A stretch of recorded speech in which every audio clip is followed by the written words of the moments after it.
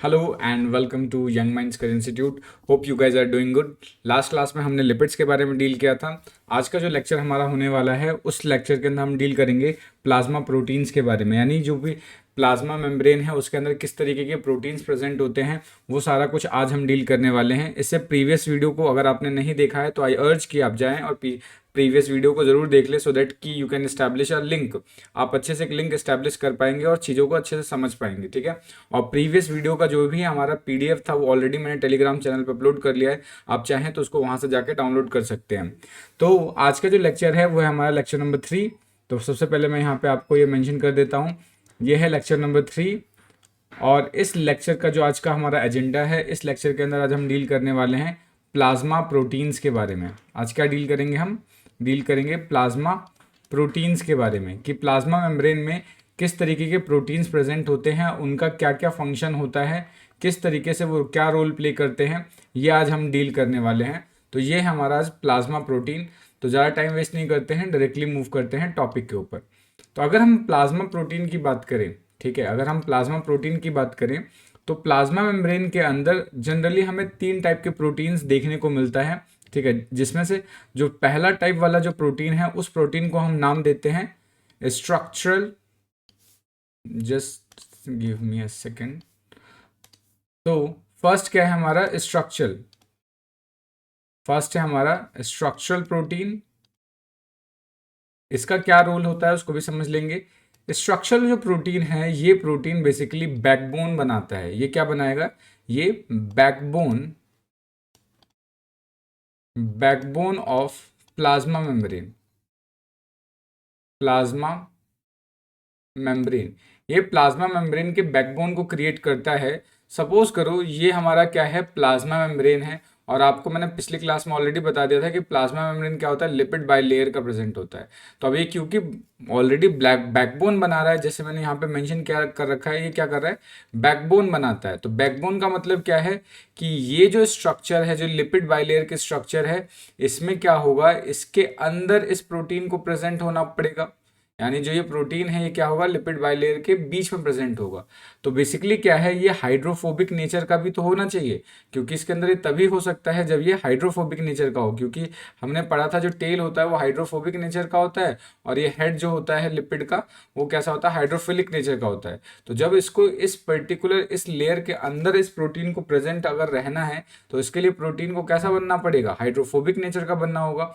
तो ये जो स्ट्रक्चरल प्रोटीन है, स्ट्रक्चरल प्रोटीन्स के अंदर क्या प्रेजेंट होते हैं, हाइड्रोफोबिक अमाइनो एसिड्स प्रेजेंट होते हैं, जिसकी वजह से ये लिपिड बाइलेयर के अंदर एग्जिस्ट कर सकता है, जिसकी वजह से क्या बना रहा है, लिपिड बाइलेयर का, या बोल सकते हैं बैकबोन का फॉर्मेशन करता है। तो स्ट्रक्चरल प्रोटीन्स के अंदर क्या प्रेजेंट होते हैं, ये होते हैं हाइड्रोफोबिक, हाइड्रोफोबिक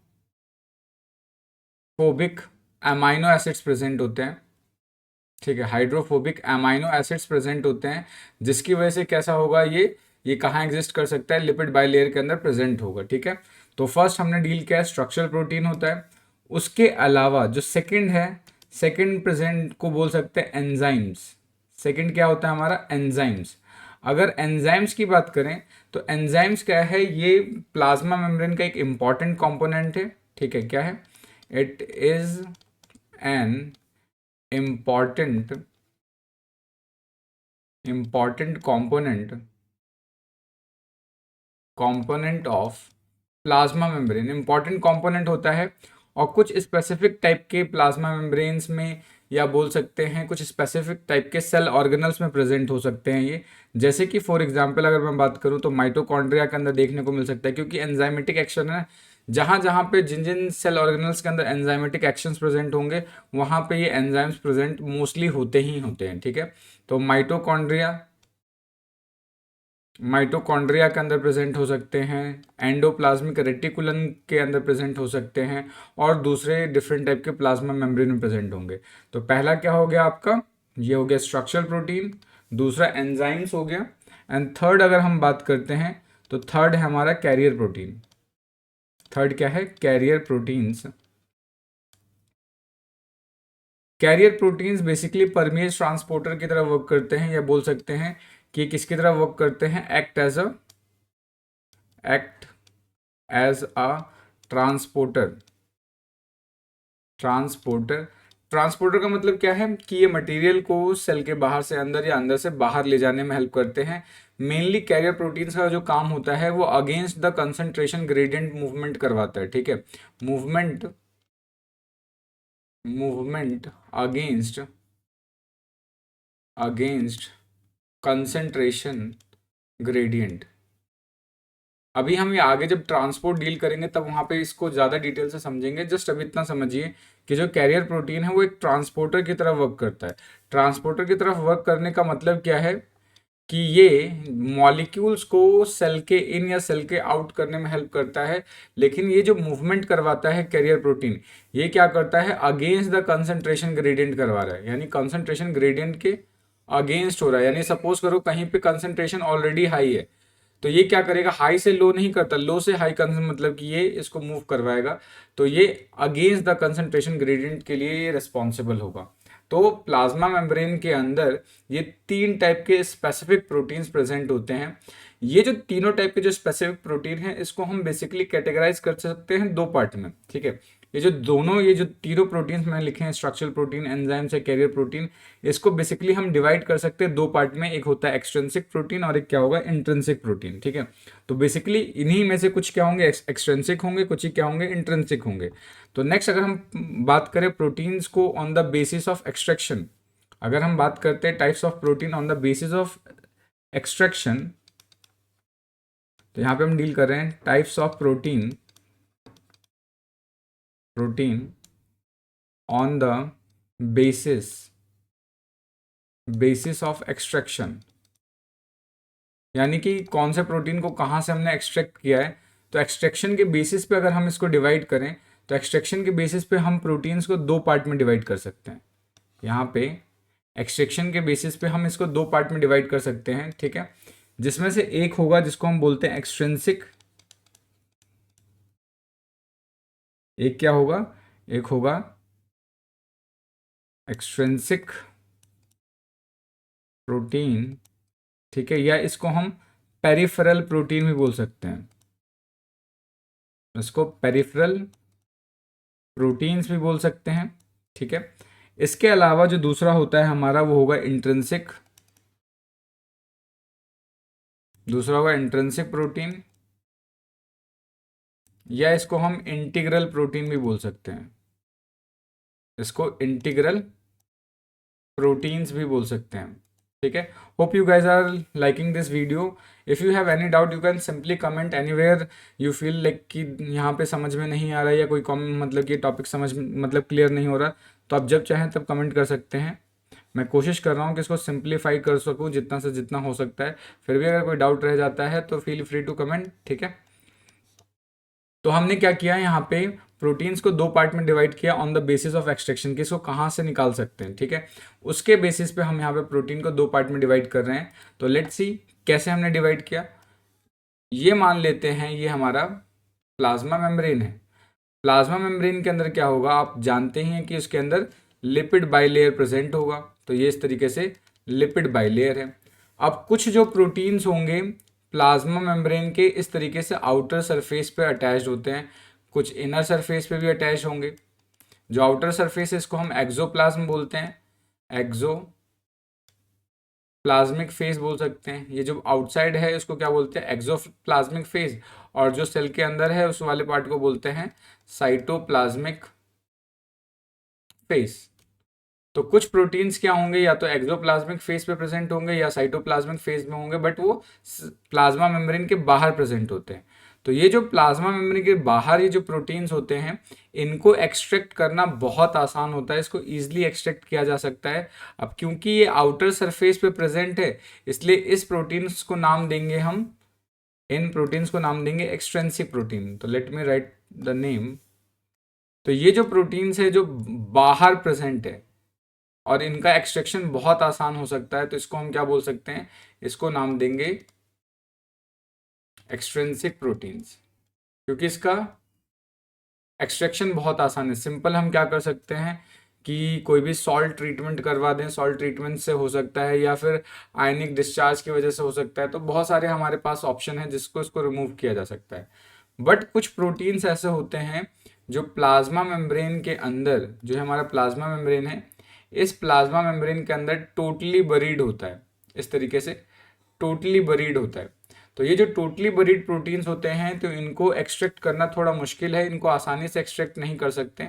तो जब इनको आसानी से एक्सट्रैक्ट नहीं कर सकते तो इनको हम क्या बोलेंगे, इनको नाम देंगे इंट्रिंसिक प्रोटीन। इसको नाम देंगे इंट्रिंसिक प्रोटीन या इंटीग्रल प्रोटीन, क्योंकि ये ऑलरेडी अटैच्ड है। तो जितने भी स्ट्रक्चरल प्रोटीन्स है वो बोल सकते हो इंट्रिंसिक प्रोटीन्स है, क्योंकि वो क्या है, इस पूरे बॉडी के अंदर या पूरे प्लाज्मा मेम्ब्रेन के अंदर पूरी तरीके से अटैच्ड है। तो हमने यहाँ पे प्रोटीन्स को दो पार्ट में डिवाइड किया on the basis of extraction, जिसको हम इजिली रिमूव कर सकते हैं, इजिली एक्सट्रैक्ट कर सकते हैं, जो सरफेस पे प्रेजेंट होते हैं वो कहलाएंगे आपके एक्सट्रिंसिक प्रोटीन, और जो टोटली इंटीग्रेटेड है, टोटली बरीड है, उसको हम क्या नाम देंगे, उसको नाम देंगे इंट्रिंसिक प्रोटीन। अब यहाँ पर क्या है, हम दोनों को वन बाय वन थोड़ा डिटेल करेंगे, अच्छे से समझने की कोशिश करेंगे। तो सबसे पहले हम समझते हैं क्या है हमारा, सबसे पहले हम समझना है एक्सट्रिंसिक प्रोटीन। अगर यहाँ तक कोई डाउट आ रहा है, आपको कोई चीज़ समझ नहीं आ रहा है, तो just let me know in the comment section. चलिए अब आगे बढ़ते हैं। आगे जो नेक्स्ट टॉपिक है हमारा वो है एक्सट्रिंसिक प्रोटीन। बट उससे पहले मैं यहाँ पे आपके लिए एक डायग्राम ड्रॉ करता हूँ, फिर उसके बाद इसको आसानी से समझेंगे। तो सबसे पहले डायग्राम, मैं यहाँ पे एक रफ डायग्राम बना रहा हूँ यहाँ पे अपना प्लाज्मा मेम्ब्रेन का। तो ये प्लाज्मा मेम्ब्रेन है। As you know, plasma membrane के अंदर क्या प्रेजेंट होंगे, फॉस्फोलिपिड्स प्रेजेंट होते हैं, और फॉस्फोलिपिड के कुछ इस तरीके से बाइलेयर प्रेजेंट होती है, ये मैंने दो लेयर्स के फॉर्म में प्रेजेंट होंगे। तो ये इसको मैं ज़्यादा बड़ा नहीं बनाऊंगा, क्योंकि हम यहाँ पे प्रोटीन डील कर रहे हैं, तो उस प्रोटीन को देखेंगे। अगर आपने लिपिड्स का वाला लेक्चर मिस कर दिया है तो आई अर्ज कि आप जाइए और लिपिड वाला लेक्चर भी देखिए, सो दैट कि लिंक इस्टेब्लिश हो। तो यहाँ पे क्या होंगे, कुछ इस तरीके से जो प्रोटीन्स हैं। और आपको मैंने ये भी बताया था कि जब भी हमें प्लाज्मा मेम्ब्रेन का स्ट्रक्चर स्टडी करना होता है तो हम क्या करते हैं, आरबीसी के स्ट्रक्चर को या आरबीसी के मतलब स्ट्रक्चर या आरबीसी के प्लाज्मा मेम्ब्रेन के बारे में डील करते हैं। तो कुछ ये जो मैंने बनाया है ये प्रोटीन्स है, तो कुछ क्या है, ये टोटली बरीड होंगे इसके अंदर। कुछ यहाँ पे दूसरा ही बना देता हूँ मैं। अभी हम सिर्फ प्रोटीन्स के बारे में बात कर रहे हैं, तो यहाँ पे हम सिर्फ ज़्यादा एम्फेसिस किसको कर रहे हैं, ज़्यादा एम्फेसाइज किसको कर रहे हैं, प्रोटीन को एम्फेसाइज कर रहे हैं। तो ये कुछ इस तरीके से भी हो सकता है। इसके अलावा क्योंकि हम ये आरबीसी का बना रहे हैं, तो इस आरबीसी का ही देख रहे हैं हम ये। अब इसको कोई डीएनए ना समझे, ये डीएनए नहीं है। नेक्स्ट यहाँ पे कुछ प्रोटीन इस तरीके से सरफेस पे प्रेजेंट होते हैं, कुछ बरीड नहीं होते, कुछ सरफेस पे प्रेजेंट होते हैं। ये जस्ट एक रफ डायग्राम मैं आपके लिए ड्रॉ कर रहा हूँ, सो दैट कि इसको समझाना आसान हो सके।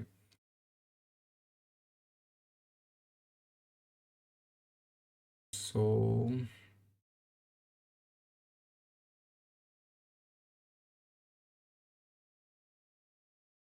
तो यहाँ पे मैंने कुछ प्रोटीन्स को बनाया है, शायद आप इसको नोटिस कर पाएंगे।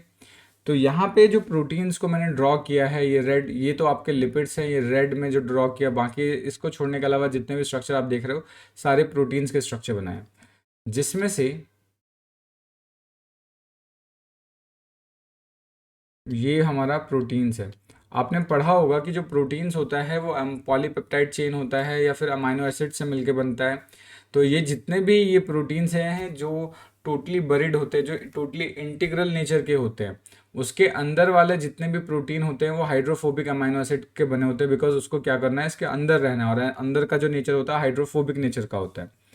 तो यहाँ पर अगर मैं नाम दे दूँ कि क्या क्या बनाया है मैंने, तो ये जो प्रोटीन है, इस वाले प्रोटीन को हम बोलते हैं ग्लाइकोफोरिन। ये क्या है हमारा, ये है ग्लाइकोफोरिन। उसके अलावा ये जो स्ट्रक्चर आप देख रहे हो इसको हमने नाम दिया है एक्टिन। ये एक्टिन है। ये जो आपको डबल स्टैंडर्ड स्ट्रक्चर दिख रहा है इसको नाम देते हैं स्पेक्ट्रिन। ये हमारा स्पेक्ट्रिन है। इसके अलावा ये जो ब्लैक वाला स्ट्रक्चर बनाया है मैंने, इस वाले ब्लैक वाले स्ट्रक्चर को बोलते हैं बैंड 4.1। उसके बाद ये जो वॉयलेट कलर में बनाए हैं इसको बोलते हैं एनकायरिन, इसको एनकायरिन बोलेंगे। उसके बाद ये जो स्ट्रक्चर है, ये स्ट्रक्चर को बोलते हैं बैंड 3। ये होगा हमारा बैंड 3। बैंड 3 एक एनायनिक एक्सचेंजर या बोल सकते हैं एनायन ट्रांसपोर्टर की तरफ वर्क करता है, एनायनिक। ये क्या है हमारा एनायनिक एक्सचेंजर की तरह वर्क करता है या एनायनिक ट्रांसपोर्टर की तरह वर्क करता है, उसको भी समझेंगे। तो ये जो मैंने डायग्राम बनाया है यहाँ पर, ये प्रोटीन का डायग्राम है। तो सारे के सारे क्या हैं, प्लाज्मा मेम्ब्रेन। ये जो ब्लैक वाला स्ट्रक्चर है, प्लाज्मा मेम्ब्रेन है हमारा, ये प्लाज्मा मेम्ब्रेन है। और इस प्लाज्मा मेम्ब्रेन के अंदर हम क्या है, प्रोटीन्स के स्ट्रक्चर्स को डील कर रहे हैं। तो जो सबसे पहले हमें डील करना है वो हमें डील करना है एक्सट्रिंसिक प्रोटीन। तो फर्स्ट है एक्सट्रिंसिक प्रोटीन।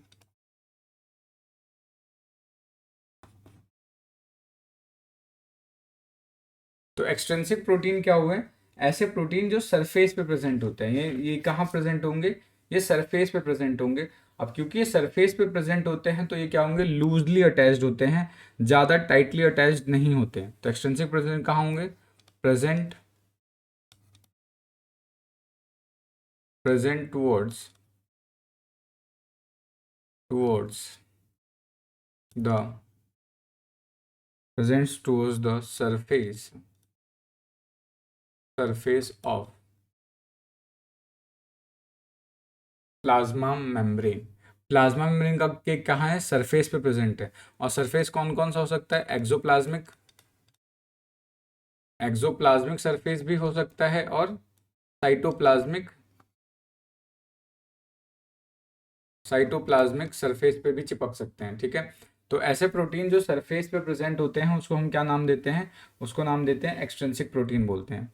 अब ये जो प्रोटीन्स हैं, जो एक्सट्रिंसिक प्रोटीन्स हैं, ये इंटरेक्ट कर सकते हैं with the proteins also, with the integral protein also, और विद द, या you can say with the lipid, phospholipid also. तो ये दोनों के साथ इंटरेक्ट कर सकते हैं।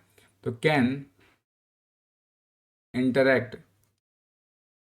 interact with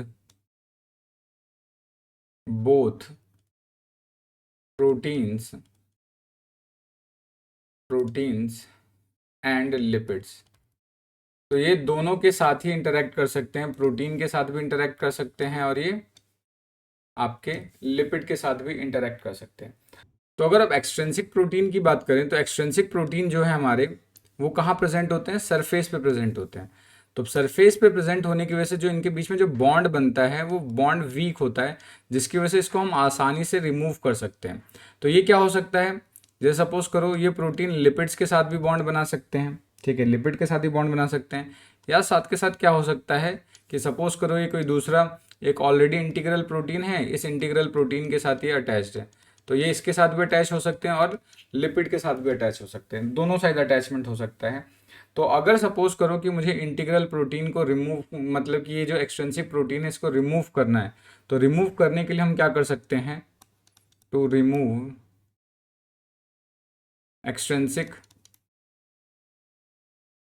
extrinsic protein. अगर प्रोटीन को हमें रिमूव करना है तो उस कंडीशन में क्या करना पड़ेगा, इसके लिए हमें क्या करना पड़ेगा, इसके लिए एक मेथड होता है जिसको बोलते हैं इलेक्ट्रोस्टैटिक इंटरैक्शन, या बोल सकते हैं सॉल्ट ट्रीटमेंट। तो यहाँ पे हम क्या कर सकते हैं, रिमूव करने के लिए सिंपल एक मेथड है जिसको बोलते हैं सॉल्ट ट्रीटमेंट। सॉल्ट ट्रीटमेंट में होता क्या है इसको समझ लेते हैं, ये इंपॉर्टेंट है। सपोज करो ये हमारा क्या है, एक इंटीग्रल प्रोटीन है, या जो ऑलरेडी कंप्लीटली अटैच्ड है, ये वाला इंटीग्रल प्रोटीन है, ये हमारा इंटीग्रल प्रोटीन है। और इस इंटीग्रल प्रोटीन के साथ यहाँ पर ये सरफेस पर ये हमारा एक्सट्रिंसिक प्रोटीन अटैच्ड है।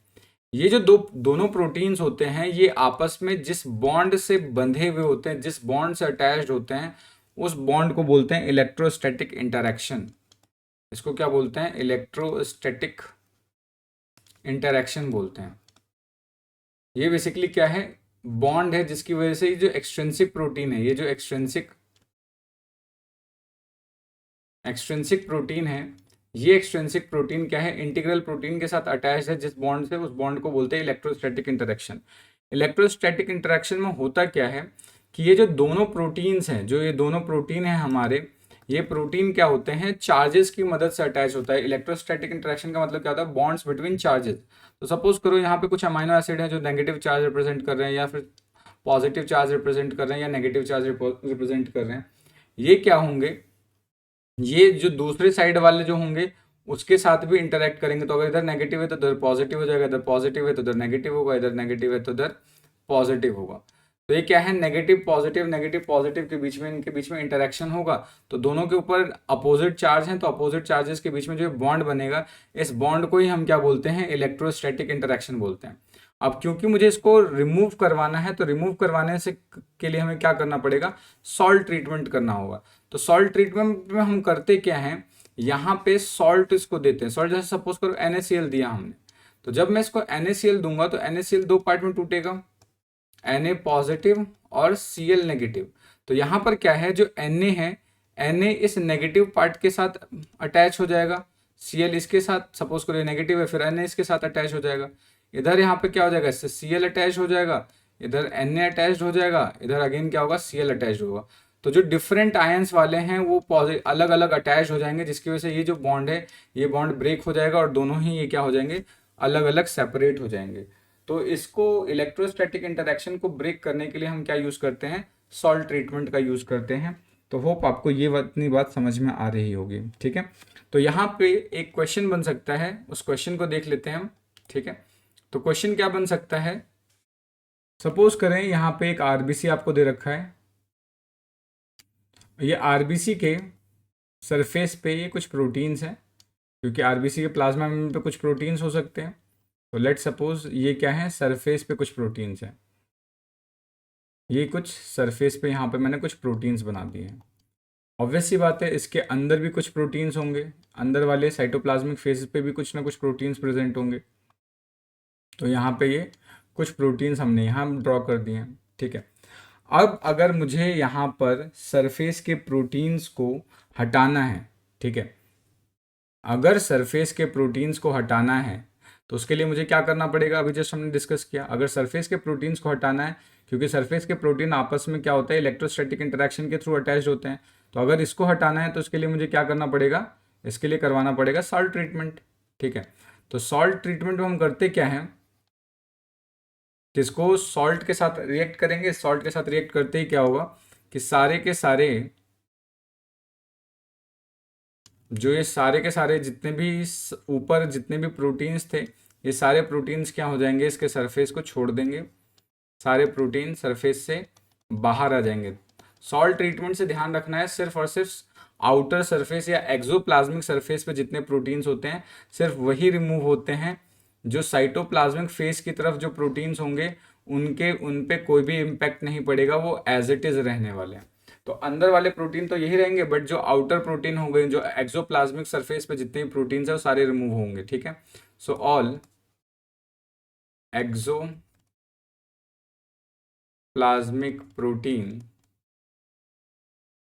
proteins will leave the surface। तो ये क्या करेगा, ये सारे एक्सोप्लाज्मिक को छोड़ देगा सरफेस, बट जो अंदर वाले हैं साइटोप्लाज्मिक फेस की तरफ है वो एज इट इज रहेंगे। तो उसको अगर रिमूव करना हो, उसको अगर हटाते हैं तो किस तरीके से हटाते हैं, या फिर उसको वो कैसे निकाल सकते हैं। तो उसके लिए क्या कर सकते हैं हम, सपोज करो अगर आरबीसी को किसी हाइपोटोनिक सोल्यूशन में रखते हैं, ठीक है, प्लेस्ड इन हाइपोटोनिक सॉल्यूशन। अगर हाइपोटोनिक सॉल्यूशन के अंदर अगर हम इसको रख देते हैं आरबीसी को, तो होगा क्या आरबीसी के साथ, सपोज करो इसके अंदर यहाँ पर एक हाइपोटोनिक सॉल्यूशन भर देते हैं, यहाँ पे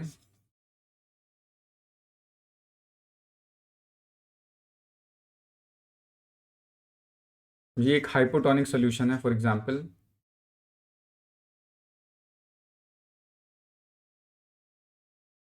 अब इस हाइपोटोनिक सॉल्यूशन के अंदर ये जो हमने हाइपोटोनिक सॉल्यूशन बनाया है,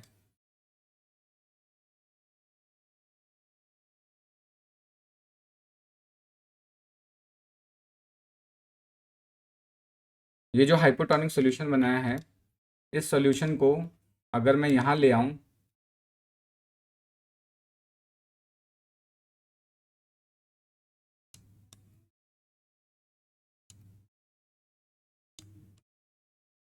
ये हाइपोटोनिक सॉल्यूशन मेरा क्या हो गया, इसके अंदर आ गया। तो जैसे ही हाइपोटोनिक सोल्यूशन के अंदर हमारा ये आरबीसी जैसे ही अंदर एंटर करेगा, तो हाइपोटोनिक सोल्यूशन का मतलब क्या होता है, जिसका सॉल्यूट कंसंट्रेशन कम हो और इसके अंदर वाटर का अमाउंट ज़्यादा हो। हाइपोटोनिक सोल्यूशन का मतलब क्या होता है, एक ऐसा सोल्यूशन जिसमें वाटर का कंसंट्रेशन बहुत ज़्यादा हो, बट जो सॉल्यूट कंसंट्रेशन होता है, सॉल्यूट कंसंट्रेशन क्या होता है, लो होता है। तो इस केस में क्या होगा, जो वाटर है, वाटर आरबीसी के अंदर एंटर करेगा, ठीक है। और आरबीसी के जैसे ही एंटर करना स्टार्ट होगा तो इस आरबीसी को बर्स्ट कर देगा, यहाँ पे ऑस्मोलिसिस कर देगा, या बोल सकते हैं एंड ऑस्मोसिस का फिनोमेना होना स्टार्ट होगा। ये एंड ऑस्मोसिस करवाएगा, जिसकी वजह से आरबीसी के अंदर एंटर करेगा, और आरबीसी के अंदर जैसे ही एंटर करेगा तो आरबीसी क्या होगा, बर्स्ट हो जाएगा। RBC will burst. तो जब आरबीसी बर्स्ट हो जाएगा, तो आरबीसी के बर्स्ट होने से क्या होगा कि ये छोटे छोटे पार्ट छोटे छोटे पीसेस में टूट जाएंगे, जिसकी वजह से यहाँ पे डिफरेंट डिफरेंट स्ट्रक्चर्स हमें देखने को मिलेगा। कुछ हमें एक नए, जब ये मान लेते हैं छोटे छोटे पीसेस में टूट जाएंगे, तो वो पीसेस क्या करेंगे, वो आपस में खुद इस तरीके से जुड़ जाएंगे। जैसे मान लो ये मल्टीपल छोटे छोटे फ्रेगमेंट्स में इसके प्लाज्मा मेम्ब्रेन टूटे, और फिर वो जो छोटे छोटे फ्रेगमेंट्स हैं वो आपस में सर्कुलराइज हो जाते हैं, वो आपस में अटैच हो जाते हैं, जिसकी वजह से हमें कुछ इस तरीके का स्ट्रक्चर देखने को मिलेगा। लेट्स से ये कुछ इस तरीके का हमें स्ट्रक्चर देखने को मिल रहा है।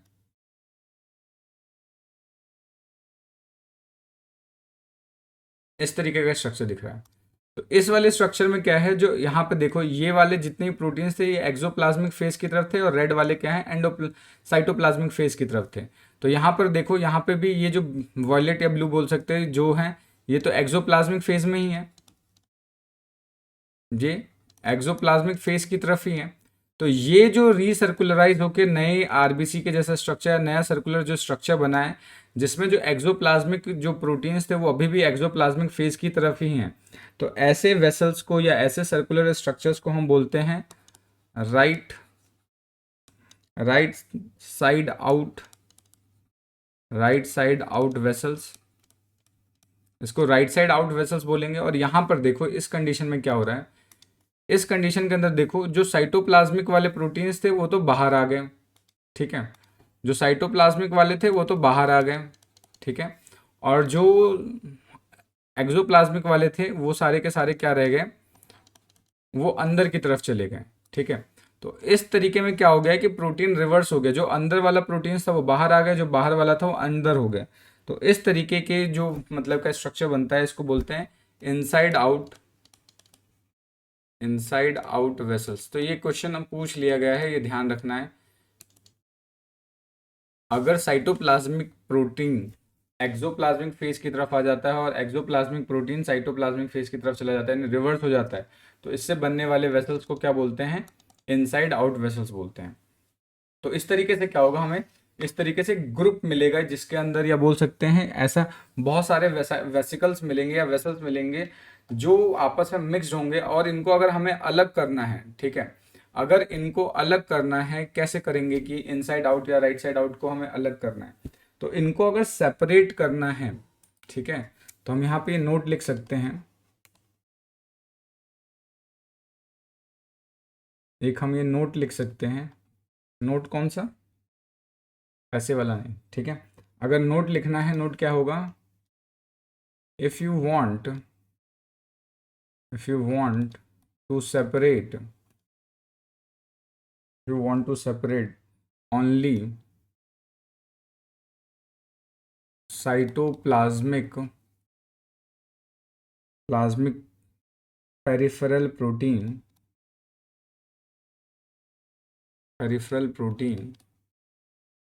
तो हमें क्या करना पड़ेगा, इन सभी को एक लेक्टिन बेस्ड कॉलम से हमें पास आउट करना पड़ेगा, ठीक है। If you want to separate only cytoplasmic peripheral protein, then pass it with a lectin based column. तो अगर हमें उसे करना है तो उसको क्या करना पड़ेगा, लेक्टिन बेस्ड कॉलम से पास आउट करना होगा। लेक्टिन बेस्ड कॉलम में होता क्या है, इसको समझ लेते हैं। सपोज करो ये कॉलम है,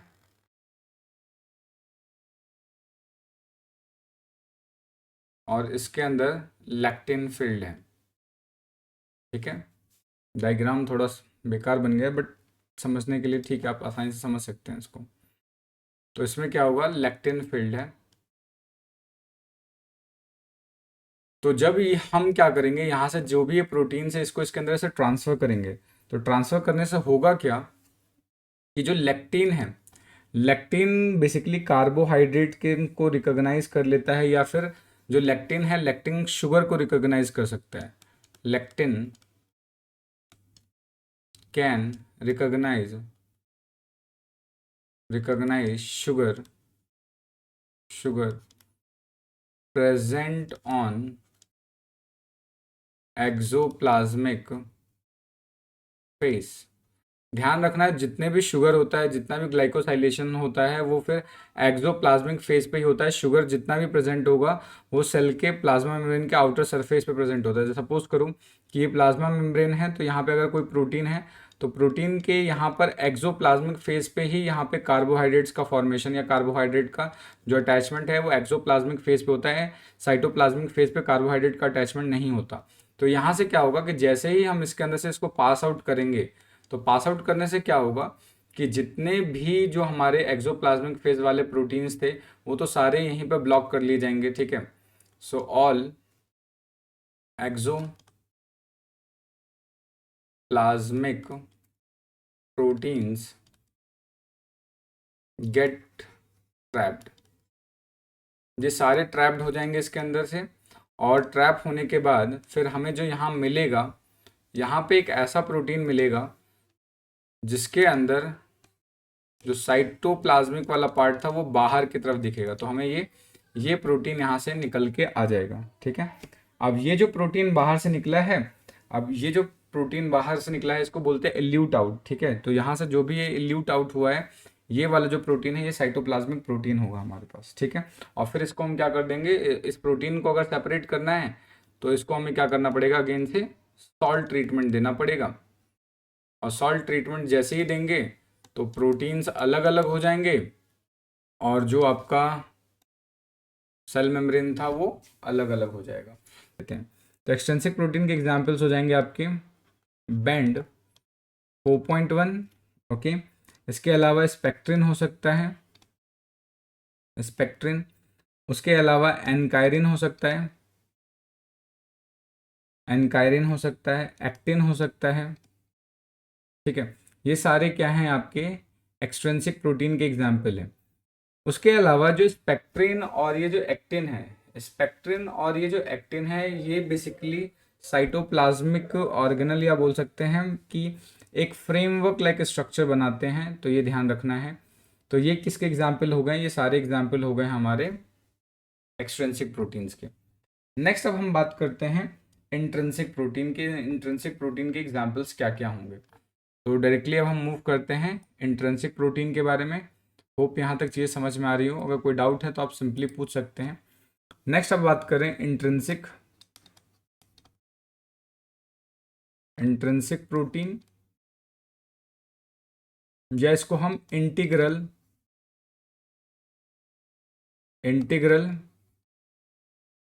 प्रोटीन भी बोलते हैं।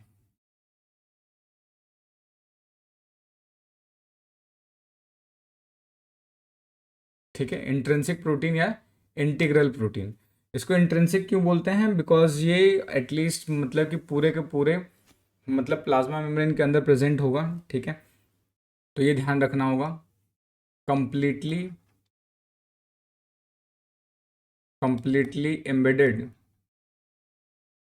Embedded in plasma membrane. ठीक है, उसके अलावा क्या होगा कि इसके अंदर इंटीग्रल प्रोटीन में सबसे ज़्यादा अमाउंट किसका होगा, हाइड्रोफोबिक अमाइनो एसिड का। तो content of hydrophobic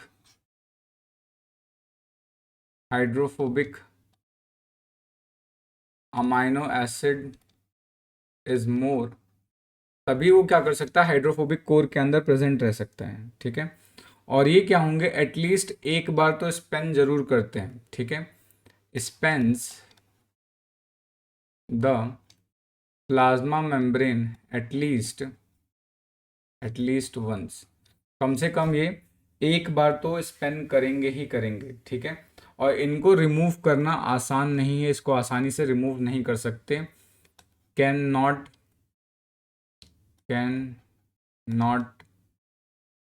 just a second, can not be separated easily, क्योंकि ये टोटली अटैच्ड होते हैं तो इनको सेपरेट करना आसान नहीं है। अगर हम चाहते हैं कि इसको सेपरेट कर लें, ठीक है, सेपरेट अगर करना ही है कि नहीं, ठान ही लिया है कि सेपरेट ही करना है, तो उसके लिए हमें क्या करना पड़ेगा, डिटर्जेंट के साथ इसको ट्रीट करवाना पड़ेगा। सो डिटर्जेंट्स, जस्ट स्पेलिंग एक बार चेक कर लेना आप लोग, अगर कहीं कोई मिस्टेक हो रही है स्पेलिंग की। Detergents are used to remove integral protein. Integral proteins को रिमूव करने के लिए हमें क्या चाहिए, डिटर्जेंट्स का यूज़ करना पड़ता है। डिटर्जेंट्स में लाइक हो गया SDS हो जाएगा, ठीक है, सी टैब हो सकता है, सी टैब, उसके अलावा ट्राइटोन एक्स हो सकता है, ट्राइटोन एक्स। इन सब की मदद से हम क्या है, इन डिटर्जेंट्स, ये माइल्ड डिटर्जेंट होते हैं, जैसे निरमा, फेना, इनसे नहीं करना होता है, ठीक है, बिकॉज वो बहुत ज़्यादा स्ट्रॉन्ग होंगे, वो पूरा का पूरा सेल प्लाज्मा में उनको ही डिस्ट्रॉय कर देंगे, तो उनकी ज़रूरत नहीं है। यहाँ पे हम क्या करते हैं, ये छोटे छोटे माइल्ड डिटर्जेंट्स का यूज़ करते हैं। ये होते हैं आयनिक और ये नॉन आयनिक होगा। ये आयनिक डिटर्जेंट है, ये आयनिक डिटर्जेंट है, और ये क्या होंगे हमारे पास, नॉन आयनिक, ये नॉन आयनिक डिटर्जेंट होंगे, ये नॉन आयनिक डिटर्जेंट होंगे। तो इनकी मदद से हम इसको रिमूव कर सकते हैं, ठीक है। तो इंटीग्रल प्रोटीन्स के कुछ एग्जांपल्स देख लेते हैं। फिर इंटीग्रल प्रोटीन्स में एक सबसे पहले एग्जांपल हमें डील करना है ग्लाइकोफोरिन, ग्लाइकोफोरिन होगा, ठीक है। ग्लाइकोफोरिन जनरली क्या है, प्लाज्मा मेम्ब्रेन को वन टाइम स्पेन करता है, स्पेन वंस, ये एक ही बार स्पेन करता है, ठीक है। इसका जो एन टर्मिनल है, ध्यान रखना कि ग्लाइकोसाइलेशन या बोल सकते हैं कि ग्लूकोज का एडिशन या कार्बोहाइड्रेट का एडिशन करवाना है तो एन साइड होगा। अगर आपको याद हो तो आपने शायद पढ़ रखा होगा कि जो अमाइनो एसिड होते हैं, अमाइनो एसिड के अंदर दो टर्मिनल होता है, एक होता है एन टर्मिनल और एक होता है सी टर्मिनल। तो जनरली क्या होता है, जितने भी ग्लूकोज ऐड होना होता है या कार्बोहाइड्रेट को ऐड करवाना होता है तो ग्लाइकोसाइलेशन होगा, ग्लाइकोसाइलेशन हमेशा एन साइड होता है, ठीक है। तो ये ध्यान रखना है कि ग्लाइकोसाइलेशन हमें वन करना है। तो जो नाम ही है ग्लाइकोफोरिन, ग्लाइकोफोरिन का मतलब क्या है, ये एक ऐसा प्रोटीन है जिसमें ग्लाइकोसाइलेशन मैक्सिमम हुआ रहेगा, यानी यहाँ पे बहुत ज़्यादा कार्बोहाइड्रेट अटैच्ड होते हैं, तो इस पर क्या होता है, हैवी ग्लाइकोसाइलेशन, सबसे ज़्यादा ग्लाइकोसाइलेशन होता है। और कहाँ पे होगा ग्लाइकोसाइलेशन, हमेशा एन टर्मिनल पे। और एन टर्मिनल किधर होता है, एन टर्मिनल हमें याद रखना कि हमेशा कहाँ प्रेजेंट होते हैं, एक्सोप्लाज्मिक,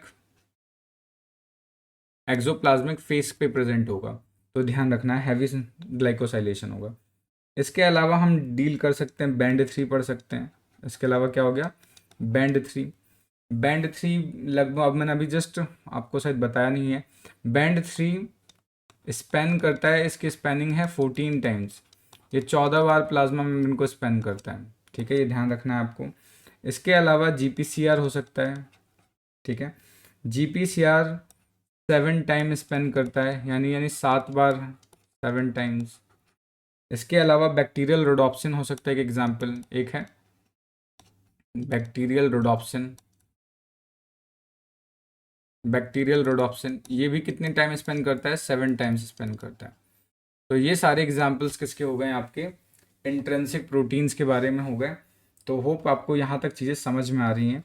नेक्स्ट अब हम बात करते हैं कुछ एक्सेप्शंस के बारे में, ठीक है, कुछ एक्सेप्शंस। अच्छा, इंटीग्रल प्रोटीन को एक नाम और से जानते हैं, जस्ट मुझे अभी याद आया, इंटीग्रल प्रोटीन्स को ट्रांस मेम्ब्रेन प्रोटीन भी बोल सकते हैं, इसको ट्रांस मेम्ब्रेन प्रोटीन बोलते हैं। ट्रांस मेम्ब्रेन क्यों बोलेंगे, क्योंकि दोनों ही मेम्ब्रेन को मतलब कि उसके अंदर स्पैनिंग करता है, इसलिए इसको ट्रांस मेम्ब्रेन प्रोटीन भी बोलते हैं। तो ये ध्यान रखना है, ट्रांस मेम्ब्रेन प्रोटीन होगा।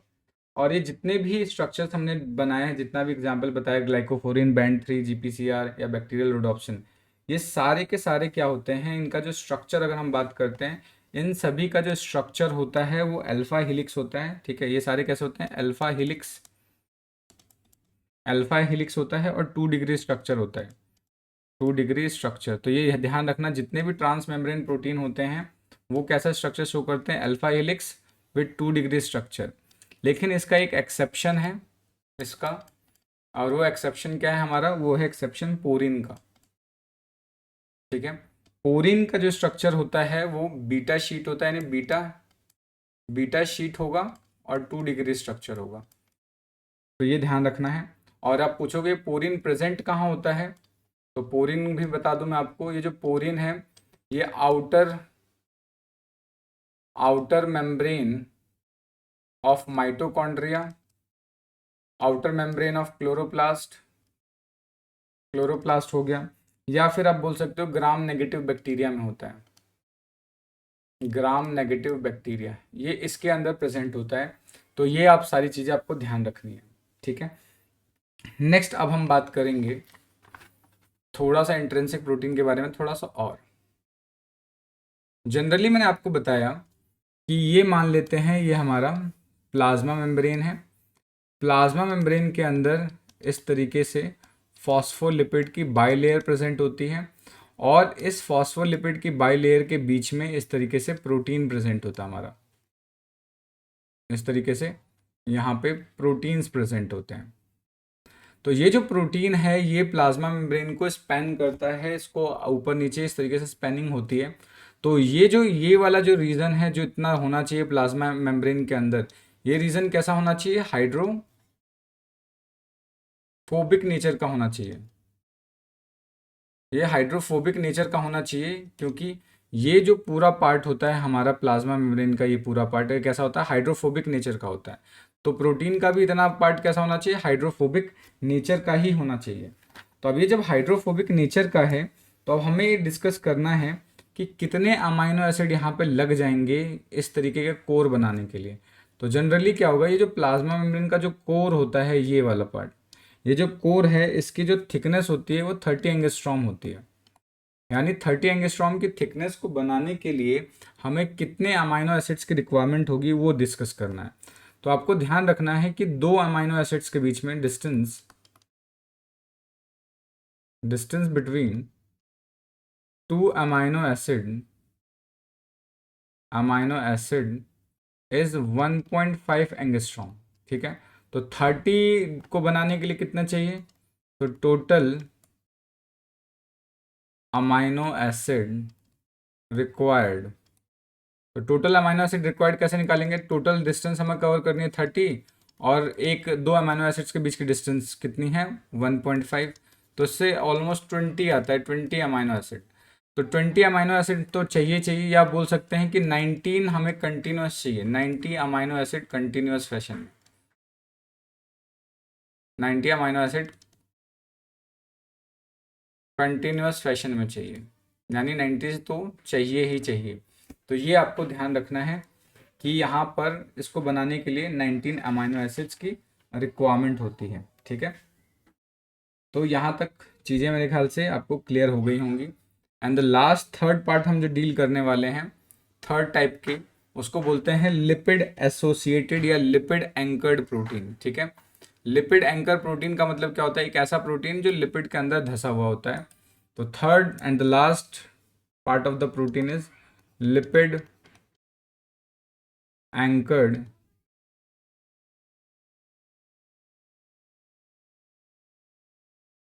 थर्ड टाइप है हमारे पास lipid anchored protein.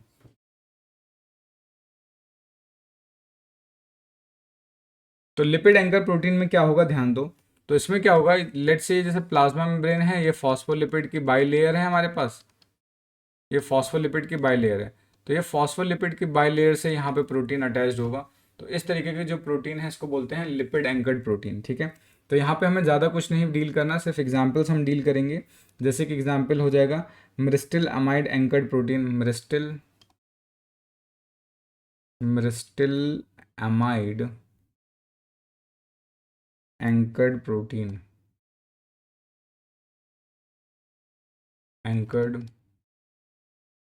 Myristyl amide anchored protein, ठीक है।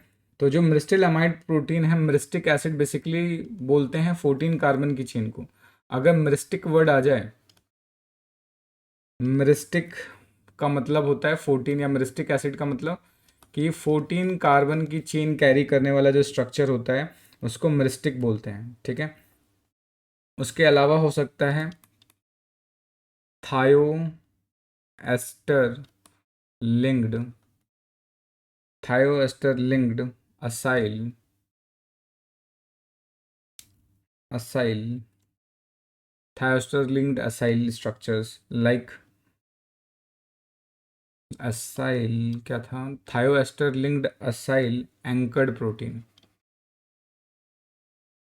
एंकर्ड प्रोटीन, ठीक है। तो एक ये हो सकता है। इसके अंदर थायोएस्टर के अंदर कुछ या तो ऐड हो सकते हैं, जैसे पामिटाइल या एस्टेराइल ऐड हो सकते हैं। पामिटाइल का मतलब क्या होगा, ये 16 कार्बन की चेन कैरी करता है, और एस्टेराइल का मतलब ये 18 कार्बन की चेन से बनने वाला स्ट्रक्चर होगा, ठीक है। ये आपको ध्यान रखना है। तो इसके अलावा एक और भी हम डील कर सकते हैं यहाँ पे, एक है GPI anchored, anchored protein, GPI anchored protein होगा, ठीक है। ये जीपीआई एंकर्ड प्रोटीन एक्सोप्लाज्म की तरफ प्रेजेंट होता है, प्रेजेंट टुवर्ड एक्सोप्लाज्म, ये आपको ध्यान रखना है। उसके अलावा प्रेनाइल, प्रेनाइल प्रेनाइल थायोएस्टर, प्रेनाइल थायोएस्टर लिंक्ड प्रोटीन, तो ये ध्यान रखना है इतनी सारी चीज़ें। तो ये तो था तीनों प्रोटीन के बारे में कि इसके अंदर प्रोटीन कौन कौन से प्रेजेंट है। उसके अलावा जैसा कि जस्ट आपको मैंने लास्ट जब लिपिड पढ़ा रहा था तब मैंने आपको वहाँ बताया था कि जो लिपिड है वो साइक्लोसिस शो कर सकता है, या लिपिड के अंदर प्लाज्मा मेम्ब्रेन में लेटरल मूवमेंट होता है, यानी लिपिड क्या करते हैं, मोशन करते हैं। तो लिपिड के अंदर ही प्रोटीन प्रेजेंट है, तो प्रोटीन तो अपनी जगह पर रह नहीं सकते, तो वो भी मोशन करते हैं। तो both lipid and proteins, both lipid and proteins, जितने भी लिपिड एंड प्रोटीन्स होते हैं ये कैसे होते हैं, आर मोबाइल, ये सारे मोबाइल होते हैं, यानी मोशन कर रहे होते हैं, मोबाइल इन नेचर। और इनके मोबिलिटी को चेक करने के लिए हमने कुछ एक्सपेरिमेंट किया था। तो जो इसके लिपिड के मोबिलिटी को चेक करने के लिए हमारे पास फ्राई और एडिडिन का एक्सपेरिमेंट था, ठीक है। तो इसके लिए कौन सा एक्सपेरिमेंट हमने यूज़ किया था, फ्राई और एडिडिन का, एडिडिन, फ्राई एंड एडिडिन एक्सपेरिमेंट ने हमें ये बताया था कि लिपिड मोबाइल होते हैं।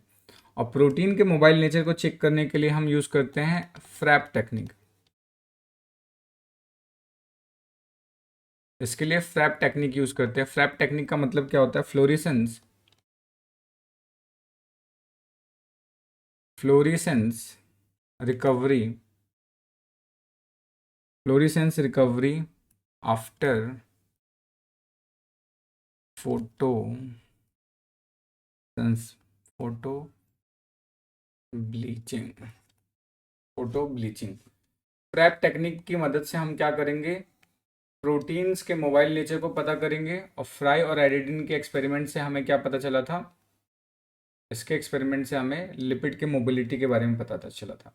तो इसमें हम क्या करते हैं बेसिकली, जैसे मान लो ये कोई सेल है, इसको यहाँ पर एक कलर कर देते हैं, कलर करने के बाद इसको ब्लीच करना स्टार्ट कर देते हैं। जैसे ब्लीच करेंगे तो वो अलग से ही हमें वो दिखना स्टार्ट हो जाएगा, तो इसको बोलते हैं फोटो ब्लीचिंग।